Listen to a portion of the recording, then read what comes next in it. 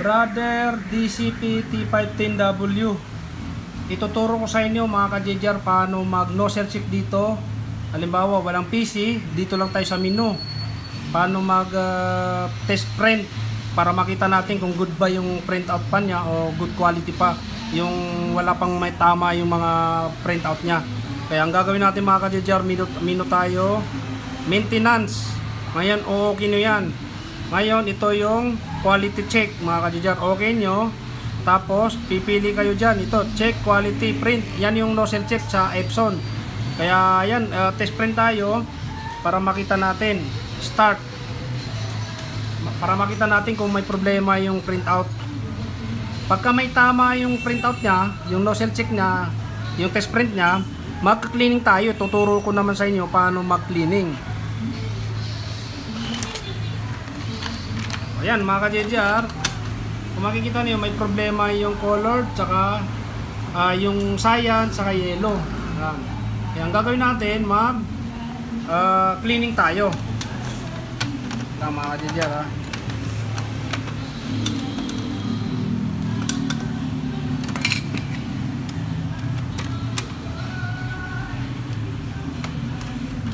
Ayan, mag cleaning na tayo.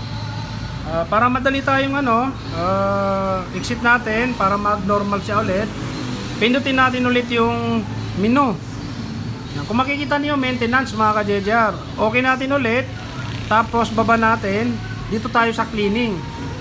Yan, pagka in-okay niyo mga ka-JJR, makikita niyo may black, may colored, may all. Kaya maganda dun tayo sa all na lang, para lahat na, kung may hangin yung black, mailabas niya pag na-cleaning tayo, kasi ilalabas niya yung mga waste ink eh. Kaya okay natin mga ka-JJR. Yan, pipili ka naman kung gaano kalakas yung cleaning mo, yung normal ba, yung strong o strongest. Kaya ang gagawin natin mga ka-JJR, doon muna tayo sa normal, kasi tutorial lang to eh, para makita niyo lang. At least makikita niyo na nandyan lahat, yung strong, strongest. Normal lang tayo kasi ano lang to eh, tutorial ha. Kaya okay natin. Press start. Ayan, click na lang natin to. Ayan. May sweet cleaning mga ka-JJR. Kaya yan, nagka-cleaning na yan. Ngayon mga ka-JJR, yung mga ibang subscriber natin, mga suki natin, loyal subscriber natin, minsan nagchat-chat sila na cleaning daw sila ng cleaning, ganun pa rin. Kaya ang gagawin dun mga ka-JJR, ibig sabihin hindi kinaya sa cleaning, dadalhin na po yun sa printer shop. Kasi ang may mga paraan tayo para gawin yun. Kasi minsan may mga cleaning or may mga problema sa printer head na hindi kaya ng cleaning, mga manual cleaning.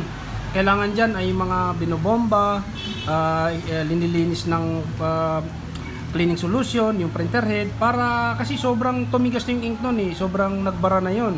Kaya mayroong mga cleaning, may mga cleaning na hindi kaya ng manual lang, kasi yung tinuturo natin basic lang to eh. Kung tutusin, mayroon naman to sa menu eh, mayroon naman dyan sa mga printer natin, pero siyempre yung iba hindi yan alam. Kaya may video tayong ganito.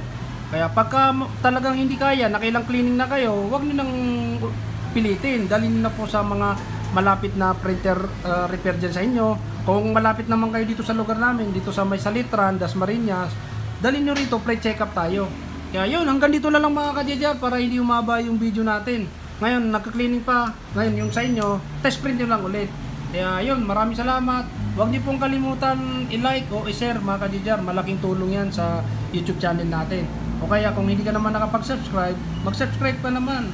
O, wala naman pong bayad yan mga ka-JJR. Ma-update ka pa sa mga issue about sa printer, diba? Kaya yun, maraming salamat ulit.